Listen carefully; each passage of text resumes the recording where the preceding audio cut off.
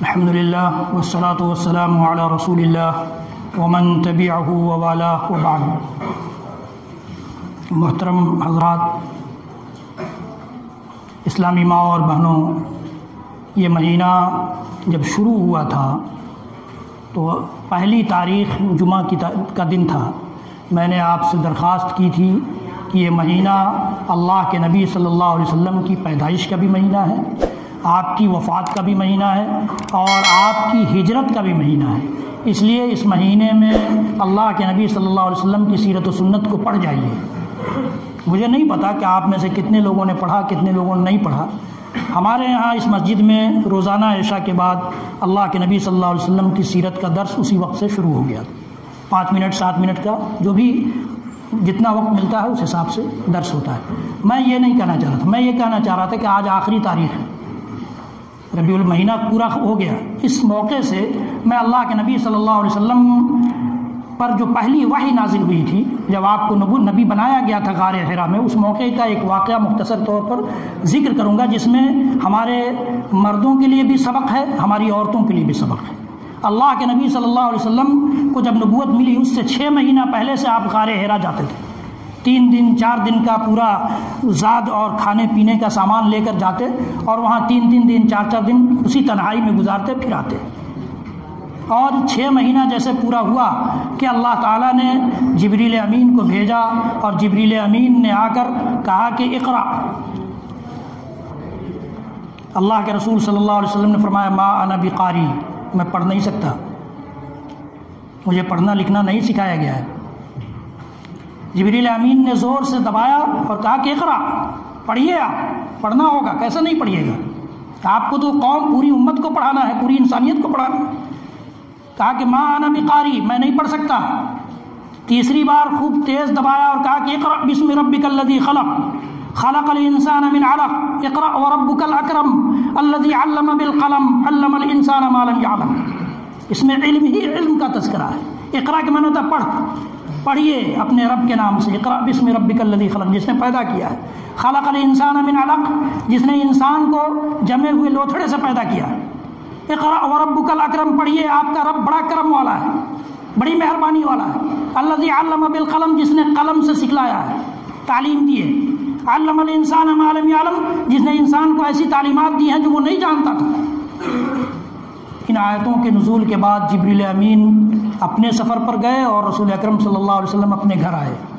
اپنی بیوی اماں خدیجہ رضی اللہ تعالیٰ عنہ، بڑی چہیتی بیوی اور بہت ہی مددگار بیوی، جب تک وہ زندہ رہیں اللہ کے نبی صلی اللہ علیہ وسلم نے دوسری شادی نہیں کی، بلکہ اماں عائشہ صدیقہ رضی اللہ تعالیٰ فرماتی ہیں کہ مدینہ کی زندگی میں بھی اللہ کے رسول کبھی کبھی حضرت خدیجہ کا اس قدر تذکرہ کرتے کہ میں کہتی کہ لگتا ہے کہ خدیجہ کے علاوہ کوئی عورت بن کر اس دنیا میں آئی ہی نہیں۔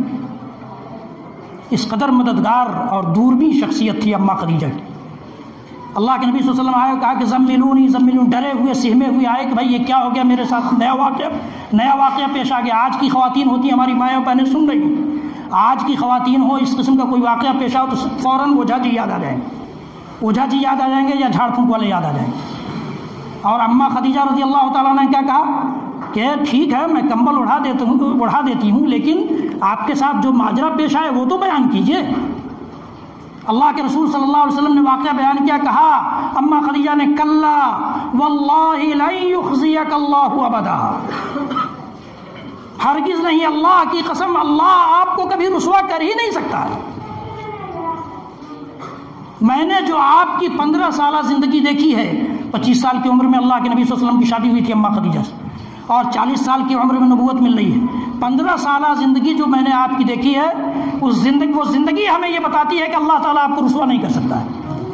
اللہ تعالیٰ آپ کو رسوا نہیں، انک لتصل الرحم، آپ اخلاق کے ایسے درجوں پر فائز ہیں کہ آپ رشتہ داریوں کو جوڑے رکھتے ہیں، رشتہ داریوں کو نہیں توڑتے، رشتوں کا خیال رکھتے ہیں، انک لتصل الرحم وتحمل الکل، آپ ضعیفوں کمزوروں کا بوجھ ڈھوتے ہیں۔ مدینہ والوں نے جب تک نبوت و رسالت نہیں ملی تھی صادق بھی کہا تھا اور امین بھی کہا تھا، کہا کہ یہ سچے بھی ہیں اور امانت دار بھی ہیں، کوئی ایک انگلی نہیں اٹھا سکتا اللہ کے نبی صلی اللہ علیہ وسلم کی زندگی پر، چاہے جتنی دشمنی رہی ہو۔ آپ کی نبوت و رسالت کا انکار تھا، لیکن یہ معاملہ نہیں تھا کہ کوئی کہہ دے کہ ان کا کیریکٹر خراب ہے، ان کے اخلاق اچھے ہیں، ان کے ہاں بری قدریں پائی جاتی ہیں، نہیں کہہ سکتا تھا کوئی مکہ کا بڑا سے بڑا رئیس نہیں کہہ سکتا تھا۔ انک لتصل الرحم وتحمل الکل وتقری الضیف، آپ مہمان نوازی کرتے ہیں، وتکسب المعدوم، آپ جس کے پاس مال نہیں ہے اس کے لیے کماتے ہیں، جو کچھ کماتے ہیں اس پر خرچ کر دیتے ہیں، وتعین علی نوائب الحق، اور حق کے راستے میں آنے والی ساری پریشانیوں میں آپ مددگار بن جاتے ہیں۔ آپ کو اللہ تعالیٰ کیسے رسوا کر سکتا ہے؟ بعض روایتوں میں تو تصدق الحدیث، آپ سچی بات کرتے ہیں، سچی بات کرتے ہیں۔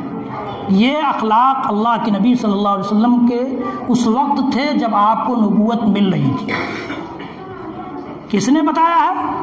کس نے یہ اخلاق بیان کیے؟ آپ کی بیوی نے، جو جلدی کسی بات کو مانتی نہیں ہے۔ بیویاں عام طور سے شوہر کی کسی اچھائی کو تسلیم کرنے کے لیے تیار نہیں ہوتی، ہماری مائیں اور بہنیں سن رہی ہیں، لیکن اس کے باوجود اماں خدیجہ رضی اللہ تعالیٰ عنہ نے ڈنکے کے چوٹ پر کہا کہ اللہ تعالیٰ آپ کو رسوا نہیں کر سکتا، آپ کے اندر یہ خوبیاں پائی جاتی ہیں۔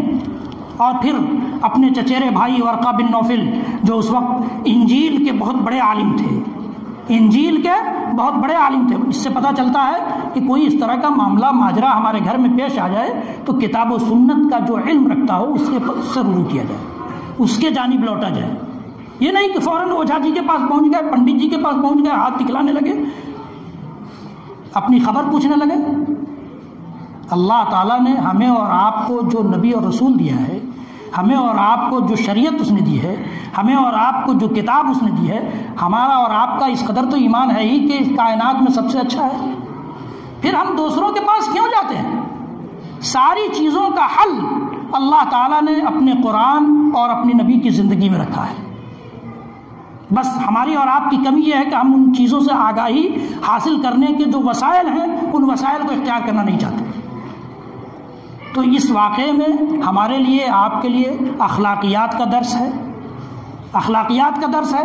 ہماری خواتین کے لیے یہ درس ہے کہ ہمارا بھائی، ہمارا بیٹا، ہمارا شوہر، ہمارا باپ باہر سے کسی چیز کی کو کوئی مصیبت، کوئی پریشانی، کوئی کسی مشکل میں پھنس کر آئے تو اس کو تسلی دی جائے، اس کو لان تان نہ کیا جائے، اس کو اور پریشانی کا سبب اس کے لیے پیدا نہ کیا جائے۔ یہ درس اس سے ملتا ہے، یہ درس ملتا ہے کہ ہمیں اس قسم کی پریشانیوں میں کتاب و سنت کی طرف رجوع کرنا چاہیے، کتاب و سنت کی طرف لوٹنا چاہیے۔ یہ اس واقعے کو بیان کر کے، چونکہ اس میں یہ مہینہ ختم ہو رہا تھا تو یہ مناسب تھا کہ یہ اللہ کے نبی صلی اللہ علیہ وسلم کے اونچے اخلاق اور آپ کی خوبیوں کا جو یہ ایک نمونہ ہے، یہ ایک نمونہ ہے، اتنا نمونہ ہے، ڈھیر سارے جب آپ سیرت پڑھیں گے تو معلوم ہوگا کہ آپ کی آنکھیں باہ پڑیں، آنکھیں باہ پڑیں گی۔